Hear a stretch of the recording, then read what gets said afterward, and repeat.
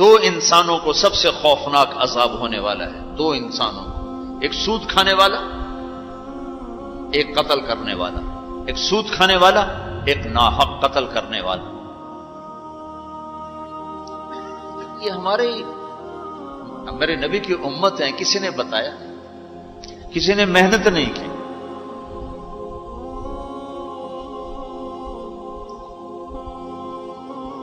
آخری حج کا خطبہ آپ نے جو دیا، ہر دفعہ یہاں سے بات شروع کی، تمہارے جان مال ایک دوسرے کے لیے قابل احترام ہے، کسی پہ ہاتھ نہ ڈالو۔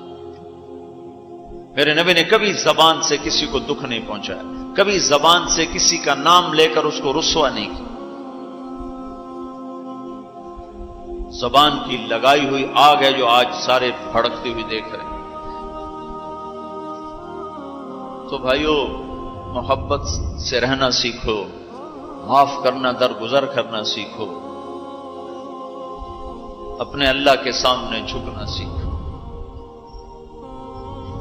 جب قومیں زوال کا شکار ہوتی ہیں، کہتی ہیں یہ فلاں کی سازش ہے، جیسے آج کل کہتے ہیں مسلمان، امریکہ کی سازش ہے، جی اصل یہودیوں کی سازش ہے۔ یہ کراچی کے بینکوں میں جو سود پہ پیسہ پڑا ہوا ہے، یہ امریکہ کی سازش ہے، یہودیوں کی سازش۔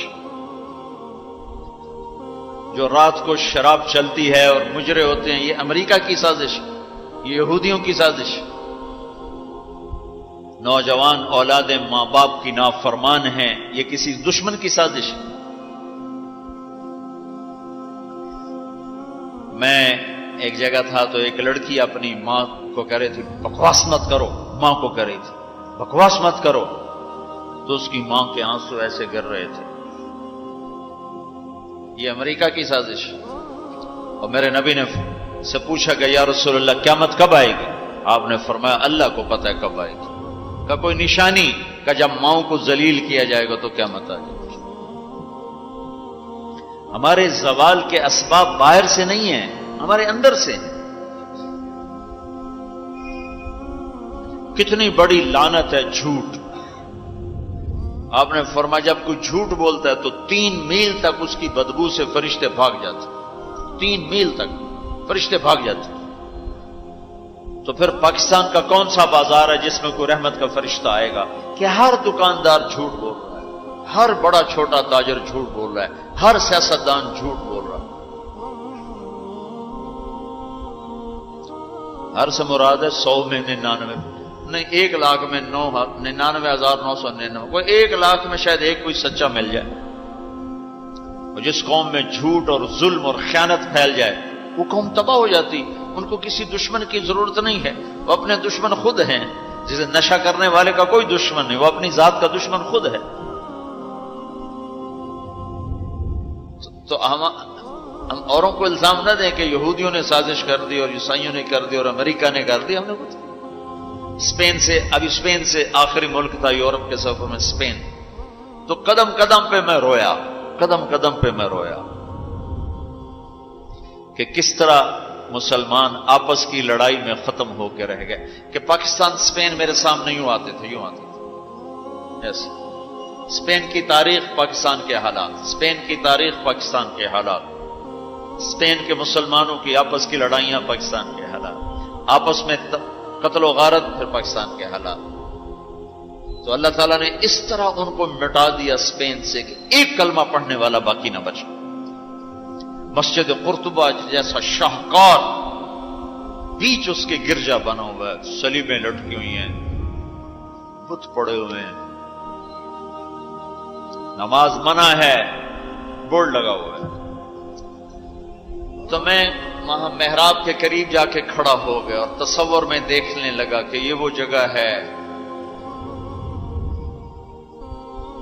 تاریخ سے سبق نہ لینا بھی بڑا اندھیر پن ہے۔ یہ وہ جگہ ہے جہاں یحییٰ بن یحییٰ اندلسی کے درس ہوتے تھے، علامہ قرطبی کی تفسیر چلتی تھی، ابن عربی کے تصوف کے نکات کھولے جاتے تھے، ابن حزم کے فقہی مقالات سنائے جاتے تھے،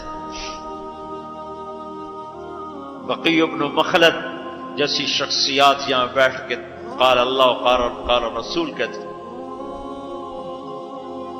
ننگی عورتیں پھر رہی ہیں نکریں پہنی ہوئی، وہ تو ایک ان کے لیے تفریح کی جگہ بنی۔ میں تو آنکھوں سے بھی رو رہا تھا اور دل سے بھی رو رہا تھا، اور زیادہ رونا اس پہ آ رہا تھا کہ اپنا ملک دیکھ رہا تھا کہ آج میرے ملک کے لوگوں کو ہوش نہیں ہے، وہ کیا کرنے۔ دین پہ نفرت، فرقہ واریت کی نفرت، سیاست کی نفرت، قوم کی نفرت، صوبوں کی نفرت، شہروں کی نفرت، زبان کی نفرت، کون کون سا زخم ہے جو اس جسم پہ نہیں لگا ہوا، کون کون سے زہریلے تیر ہیں جو اس پر نہیں چلائے گے۔ میں ایسے ہی کھڑا دیکھتا، پھر میں محراب کے پاس جا کے کھڑا ہو گیا، تو 700 سال پرانی قرآن کی آیات اب بھی اسی طرح لکھی ہوئی تھی۔ تو میں نے کہا یا اللہ، میں یہ نماز تو کوئی نہیں ہوگی، کسی کے نزدیک بھی ایسی نماز نہیں ہے، پر تو جانتا ہے کہ میں چاہتا ہوں میں اس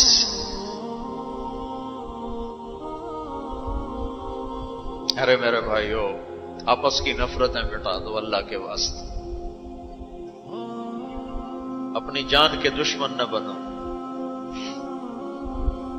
معاف کرنا سیکھو، درگزر کرنا سیکھو، فرقہ واریت کی باتیں کرنا چھوڑو، تقریریں سننا چھوڑو۔ تاریخ میری کمزوری رہی ہے، میں بچپن سے تاریخ پڑھتا آ رہا ہوں، یہ تبلیغ میں لگنے سے پہلے ہی ذوق تھا تاریخ پڑھنا۔ جب تبلیغ میں لگے تو مدرسے میں آ گئے تو اور پڑھنے کا لگ گیا، پھر کچھ اللہ تعالیٰ نے یاد اچھی دے دی تو جو چیز پڑھی وہ یاد رہے گی، وہ سارا تسلسل، اور میں تو ایسے بس ڈوبتا ابھرتا رہا کہ یا اللہ آج میں یہاں اس دھرتی پہ سجدہ نہیں کر سکتا جہاں 700 سال جن اینٹوں نے سجدے کے لمس محسوس کیے، جن اینٹوں نے تیرے لاکھوں کروڑوں پیاروں کے آنسو جذب کیے، جن در و دیوار نے تیرے ہزاروں محبوب لوگوں کے واز و ارشاد سنے، جن کونوں میں تجھے یاد کرنے والے ہزاروں لاکھوں کروڑوں، انہیں روشن کرتے کرتے کرتے آج اسی زمین کے نیچے سوئے ہوئے ہیں، قرطبہ کے قبرستان پہ شہر بنا ہوا، نہ کسی بادشاہ کی قبر باقی اور نہ کسی بڑے کی، نہ کسی چھوٹے کی۔ میں یہاں نماز پڑھتا ہوں، میری نماز قبول کر لے۔ میں نے اشاروں میں نماز پڑھی، اللہ اکبر، پھر ثنا، پھر سجدہ، پھر رکوع، پھر سجدہ، اللہ اتنا کو کیا ہے، رکوع سجدہ اتنا کر کے تاکہ کسی کو، چونکہ جو داڑھی والا اندر آتا نا تو اس کے پیچھے سیکورٹی لگ جاتی کہ کہیں کسی کونے میں چھپ کے نماز نہ پڑھ لے، تو ایک سیکورٹی والا ہمارے پیچھے کر رہا تھا۔ چلو یا اللہ میں بھی ان میں ہو جاؤں جنہوں نے اس مسجد میں نماز پڑھی تھی۔ اور میرا پاکستان اس دور سے گزر رہا ہے، نہ عوام کو ہوش ہے نہ خواص کو ہوش کہ کیا ہو رہا ہے۔ شاید اللہ تعالیٰ کسی کی فریاد پر آنکھیں کھول دے کسی کی۔ تو بھائیو، محبت سیکھو، درگزر سیکھو۔ اس تبلیغ سے خوبصورت محنت، سارے دین کی محنتیں حق ہیں جس سے خیر پھیل رہی ہو، جس سے لوگوں کو نفع پھیل رہا ہو، لیکن میرے بھائیو دنیا بھی پھری ہے، تاریخ بھی پڑھی ہے، وہ کچھ اللہ تعالیٰ نے موقع دیا بہت زیادہ، اس کو بہت زیادہ سے مراد یہ نہیں کہ میں کوئی کتابوں کے انبار لگا دی، اپنی حیثیت کے مطابق میں آپ کو اندر کے یقین کے ساتھ کہتا ہوں کہ پہلے 300 سال کا تو کوئی مقابلہ نہیں، پہلے 300 سال کو چھوڑ کر ان 1100 سال میں تبلیغ جیسا کام کبھی نہیں ہوا۔ میں تمہارے سامنے ہاتھ جوڑتا ہوں، تبلیغ میں وقت دو۔ اگر اپنے اللہ سے تعلق بنانا ہے، اگر لوگوں کو اللہ کی طرف پھیرنا ہے تو تبلیغ میں جاؤ۔ بہت بڑا مجمع آیا ہوا ہے، صرف ہر مہینے 3 دن کی نیت کر لو کہ ہر مہینے 3 دن لگانے ہیں۔ کرو گے نیت؟ کرتے ہو نیت؟ ہر مہینے 3 دن لگانے شروع کرو۔ تمہاری زندگی میں تبدیلی آ جائے گی. 6 بر اعظم کے انسانوں تک پیغام پہنچ رہا ہو، ہر زبان کے لوگوں کو ہدایت مل رہی ہو، ہر طبقے کو ہدایت مل رہی ہو. جب طوائفوں کی طرف ذہن گیا، پھر کہا خسروں کو بھی تو لینا چاہیے، وہ بھی تو نبی کی امت ہے، ان کے پاس پہنچ گئے. تو ہمارے علاقے کا سب سے بڑا ڈانسر اب اس کی داڑھی ہے، 5 وقت کا پہلی صف کا نمازی ہے. جب میری اس کی پہلی ملاقات ہوئی، میں نے کہا تو کبھی نماز پڑھی؟ کہا جی کدی نہیں. کدی جمعہ پڑھے؟ جی کدی نہیں. عید پڑھی؟ جی کدی نہیں. میں کیوں؟ کہ جی یہ مولوی ساڑھے نال نفرت کریں دن اور اساں بھی پرا پرا رہ جانے ہیں، تو سب پیار کی تو ایسی آ گئے ہیں. اس کا چلا بھی لگ چکا ہے، داڑھی بھی رکھ لی ہے. ایک مجھے ملا ناچن یہی اس کے بال کٹوائے، سارا کچھ سٹ سٹ کیا. اور کچھ عرصے بعد پھر میں دیکھو نا سرخی لگا ہی فوٹو بہت ہے نا. اس نے اپنے واقعہ سنا. کہا جی میں مسجد میں گیا نماز پڑھنے، تو مولوی صاحب نے آخیا اے خسرا کدے اندر وڑا ہے، باہر کٹو، باہر کٹو. تو ٹیک سنگھ گئی ہماری جماعت 95 میں. تو اس وقت وہ یہ سوشلزم کا بڑا مرکز تھا. تو اس کے جا کے اس سے ملے ہمارے ساتھی جو بڑا ان کا وہ پریزیڈنٹ تھا، صدر تھا. اس نے کہا جی مسلمان ہوں، کافر نہیں ہوں، سوشلزم سے متاثر ہیں. تو اس کی ہم بات کرتے تھے، ہم پر دہریے کا لیبل لگنا شروع ہو گیا، دہریے دہریے دہریے. ایک دن نماز پڑھنے گیا مسجد، ظہر کی نماز تھی، عصر کی نماز. وضو کر لیا تھا اور مسح کے لیے پانی لیا، مسح کرنے کے لیے ہاتھوں میں پانی لیا. تو پیچھے سے مولوی صاحب کی آواز آئی امام مسجد، اے دہریہ اندر کدے وڑا ہے، باہر کٹو. تو میں نے وہ پانی یوں کر دیا، اور اس کے بعد آج تک میں مسجد نہیں گیا. اس میں جتنا مجرم وہ ہے، اتنا ہی مجرم وہ امام مسجد ہے جس نے یہ کہا ہے دہریہ باہر کٹو. تو بھائیو بہت بڑا مجمع بیٹھے ہو اوپر نیچے، اور اکثر نوجوان نظر آ رہے ہو.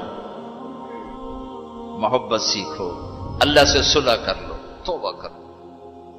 یہ جو لوگ چوریاں ڈاکے کر رہے ہیں ان کے لیے بھی دعا کرو کہ اللہ ان کو بھی ہدایت دے. وہ اس حال میں مر گئے تو پتہ نہیں کون سی جہنم میں جائیں گے.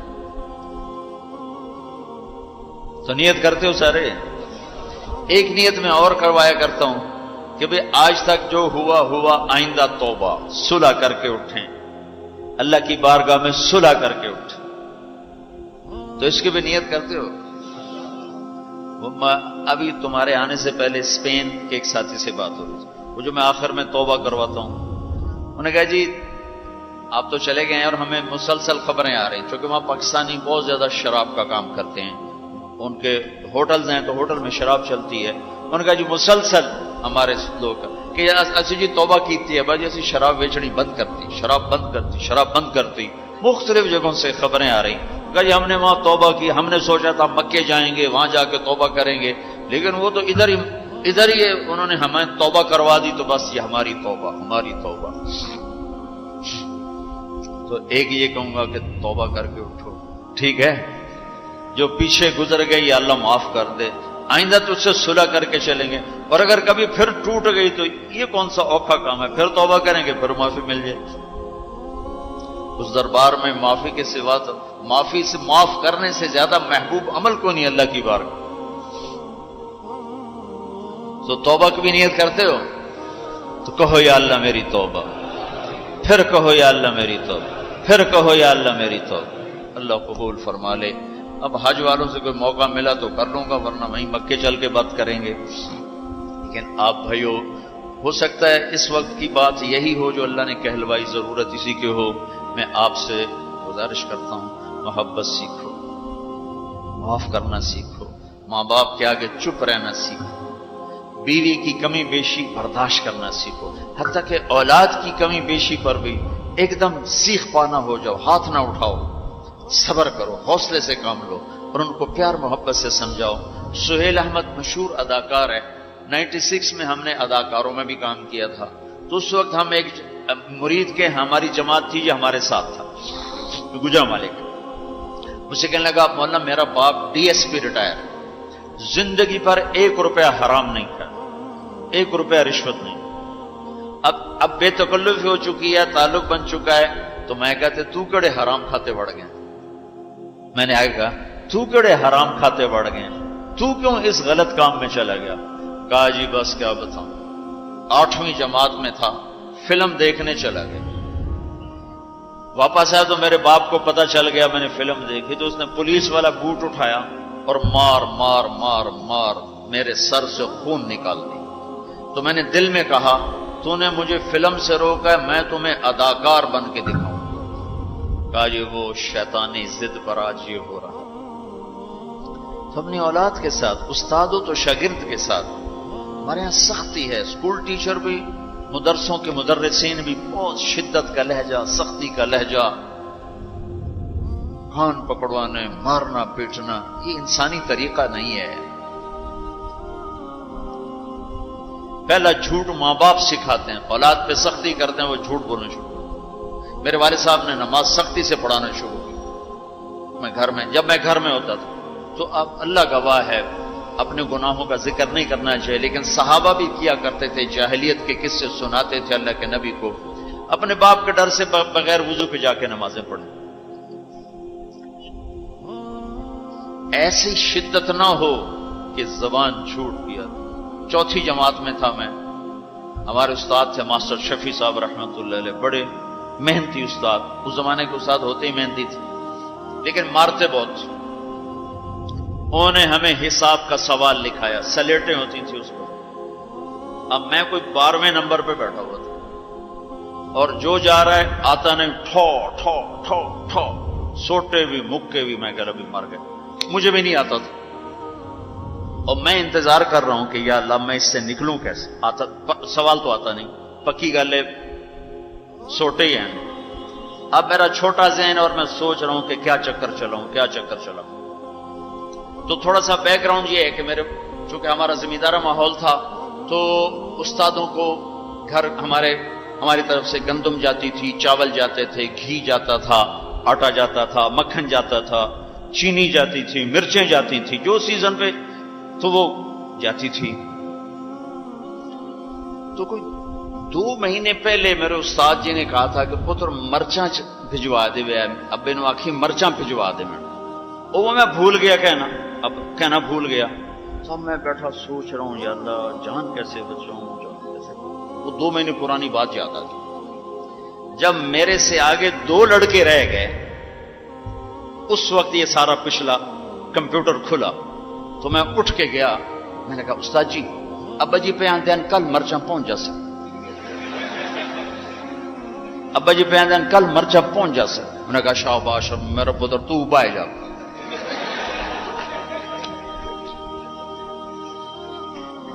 یہ جھوٹ کس نے بلوایا؟ استاد نے، اس کے ڈنڈے نے، اس کی سختی نے۔ ماں باپ سے بھی کہتا ہوں، مدرسے کے علماء سے کہتا ہوں، اسکول کے ٹیچروں سے کہتا ہوں، محبت سیکھو، محبت سکھاؤ۔ اولاد سے کہتا ہوں ماں باپ کی محبت سیکھو، ان کی شدت کو برداشت کرنا سیکھو۔ بھائی سے کہتا ہوں بھائی کی برداشت کر، آپ بیٹھے ہو عورتیں نہیں ہیں تو آپ سے کہتا ہوں بیوی کی برداشت کرو، ماں کی برداشت کرو، بہنوں کی برداشت، جو بھی کوئی بلندیوں کے راستے ہیں وہ برداشت میں چھپے ہوئے۔ اور تبلیغ میں وقت دو، تبلیغ سے بڑھ کر سارے دین کے کام خیر کے ہیں جس سے لوگوں کو نفع ہو رہا ہے، لیکن جو سب سے اس وقت لوگوں کے لیے خیر بھلائی کا کام ہے وہ یہ تبلیغ کا ہے۔ اس میں ٹائم دیا کرو، آپ کو بہت نفع ہوگا، اللہ تعالیٰ انشاءاللہ آپ کو آگے بڑھائے گا۔ کسی سے لڑے ہوئے ہو ابھی اٹھ کے صلح کر لیں، کسی سے ناراض ہو ابھی جا کر اس کو گلے لگا لیں، کہ اللہ کی بارگاہ میں بہت اونچا لے جانے والا عمل ہے جھک جانا، معاف کرنا، درگزر کرنا۔ تو اس کی بھی نیت کرتے ہو؟ اللہ تعالیٰ قبول فرمائے۔ اللہم لک الحمد کما انت اہلہ وصلی علی محمد کما انت اہلہ وفعل بنا ما انت اہلہ انک اہل التقوی و اہل المغفرہ ربنا تقبل منا إنك أنت السميع العليم وتب علينا إنك أنت التواب الرحيم. اللهم اغفر للمؤمنين والمؤمنات والمسلمين والمسلمات الأحياء منهم والأموات إنك سميع قريب.